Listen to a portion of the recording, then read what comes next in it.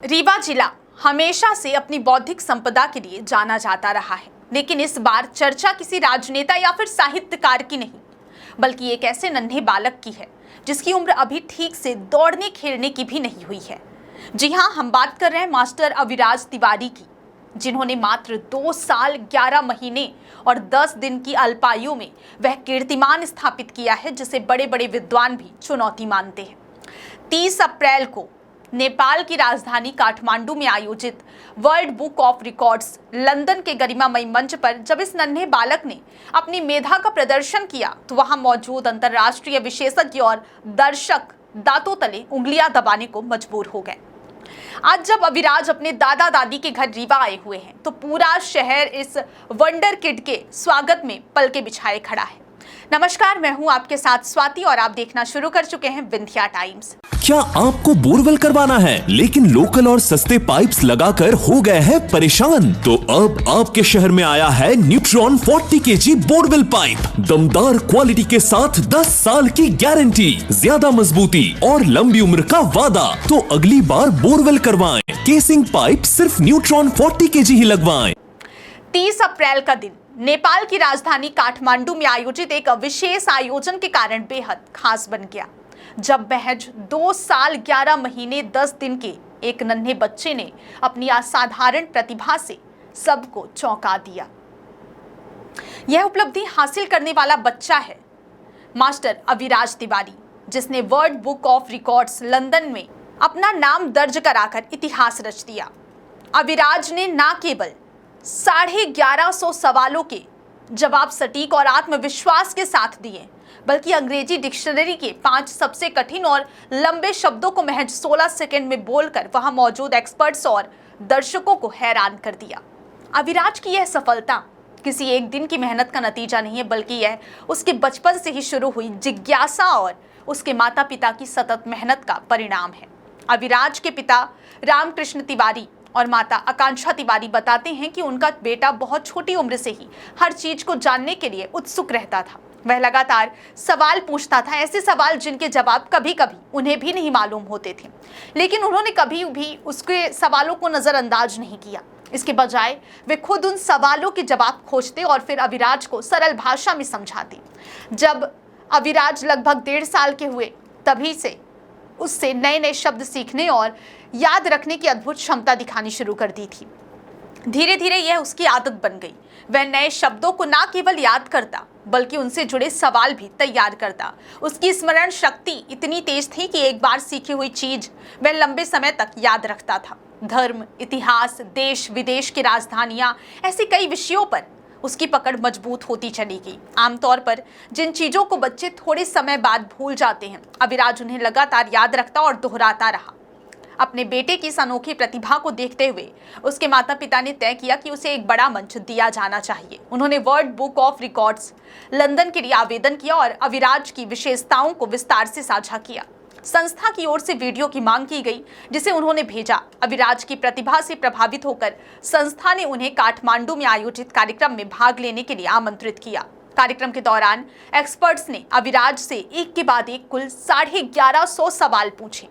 हर सवाल का जवाब उसने बिना झिझक और पूरी सटीकता के साथ दिया। इसके बाद जब उसे अंग्रेजी डिक्शनरी के 5 सबसे कठिन शब्द बोलने को कहा गया तो उसने महज 16 सेकंड में यह चुनौती भी पूरी कर दी। इस प्रदर्शन ने वहां मौजूद सभी लोगों को हैरान कर दिया और अंततः अविराज को world book of records London का मेडल प्रदान किया गया। इस उपलब्धि के बाद जब अविराज अपने दादा दादी के घर रीवा पहुंचे तो वहां भी खुशी का माहौल देखने को मिला। रेड क्रॉस सोसाइटी द्वारा पूरे परिवार का सम्मान किया गया। इस मौके पर अविराज के माता पिता ने बताया कि उन्होंने कभी अपने बेटे पर दबाव नहीं डाला, बल्कि उसकी जिज्ञासा को समझते हुए उसे सीखने के लिए प्रेरित किया। उनका मानना है कि हर बच्चे में कुछ खास होता है, जरूरत होती है उसे पहचानने और सही दिशा देने की। तो मास्टर अविराज की यह कहानी न केवल प्रेरणादायक है, बल्कि यह भी दर्शाती है कि यदि बच्चों की जिज्ञासा को सही मार्गदर्शन मिले तो वे कम उम्र में भी असाधारण उपलब्धियां हासिल कर सकते हैं।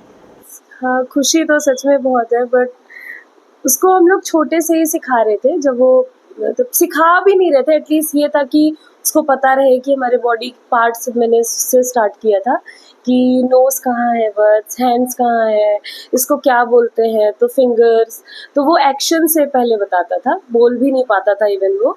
तो अगर मैं पूछती थी वत्स फिंगर्स कहाँ, उसकी वीडियो भी है मेरे पास, जो वो छोटा था ना, तो फिंगर्स कहाँ है तो बस ऐसे करके, बेली बटन कहाँ है तो शर्ट का बटन ऊपर करके बताना कि बेली बटन है, थाइज है, नीज है, तो ऐसे ऐसे करके फिर उसके बाद छोटे क्वेश्चंस कि हम कौन सी कंट्री में रहते हैं, कौन सी कॉन्टिनेंट में रहते हैं, फिर उसके बाद हमारे पीएम कौन है, तो फिर उसके बाद उसके दादाजी अलग स्टेट में रहते हैं, नाना जी अलग स्टेट में और हम अलग स्टेट में, तो उन तीनों के कैपिटल्स बताए कि तेलंगाना की हैदराबाद है, मध्य प्रदेश की भोपाल है, छत्तीसगढ़ की रायपुर है।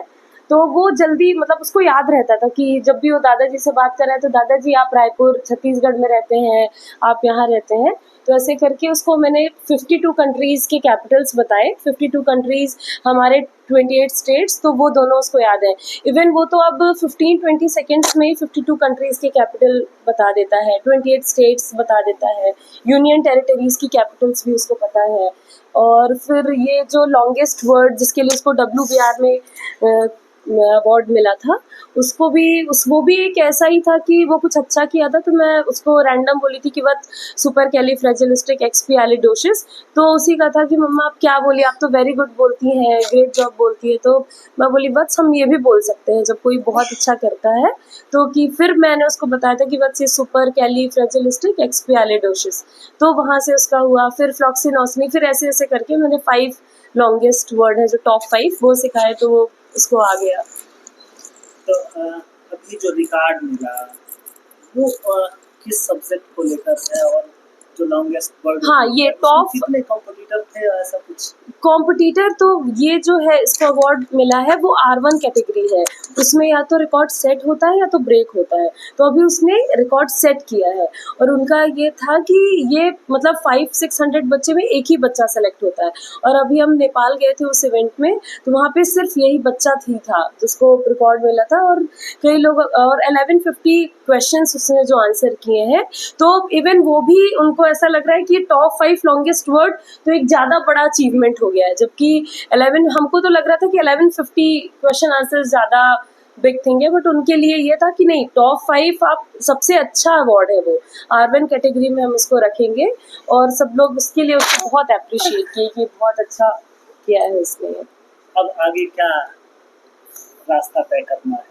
अब आगे तो अभी तो बस ये शुरुआत है, अभी तो बहुत कुछ है उसको, अभी तो इवन वो स्कूल भी नहीं जाता है, अभी नर्सरी में भी नहीं है, इस साल हम एडमिशन करवाने का सोच रहे थे उसका नर्सरी या प्ले ग्रुप के लिए। अब देखिए अभी तो स्टार्टिंग ही है, बस अभी तो बहुत कुछ करना है। हाँ, हो गया, सब भगवान जी हैं उनके, मतलब वो तो सुप्रीम ही है ना, उनके बिना तो कुछ नहीं हो सकता है। हमारा एफर्ट था, बट ये एफर्ट मतलब ये इसके लिए नहीं था कि कुछ WBR या फिर उसने उसके 7 मतलब ऐसी है ना, WBR में भी उसका रिकॉर्ड है, 2 है, IBR है, इन्फ्लुएंसर बुक ऑफ रिकॉर्ड्स, उनका तो ट्रॉफी इवन उन्होंने हमको अभी जयपुर में इन्वाइट भी किया है, 14 जून को उनका इवेंट है जयपुर में, और IBR में है, और उनका तो ये हमको वर्ल्ड बुक ऑफ लंदन जो रिकॉर्ड था, उन्होंने तो बोला था आप ये भारत सरकार जो बच्चों के लिए तो ना बाल पुरस्कार है शायद, मुझे तो पता भी नहीं था, उनके ही थ्रू हमको पता लगा है कि बाल पुरस्कार कुछ होता है, तो आप उसके लिए डेफिनेटली ट्राई करिए। उसकी minimum age I think 5 years है, तो अब हमारा ये था कि अभी 4th में, कल ही परसों उसका 3rd बर्थडे था, तो अभी तो वो 3 साल का है, बट वो बोले नहीं आप एक बार ट्राई करिए, इतने कम एज में ही उसको इतना कुछ मिला है, तो वो शायद कंसीडर कर सकते हैं। और इन्फ्लुएंसर बुक है, जीनियस बुक ऑफ रिकॉर्ड है, इंटरनेशनल बुक ऑफ रिकॉर्ड है, तो कलाम बुक ऑफ रिकॉर्ड्स है, तो उसमें कई रिकॉर्ड्स हैं उसमें, जिसमें उसको 2 वर्ल्ड बुक ऑफ रिकॉर्ड्स मिले हैं।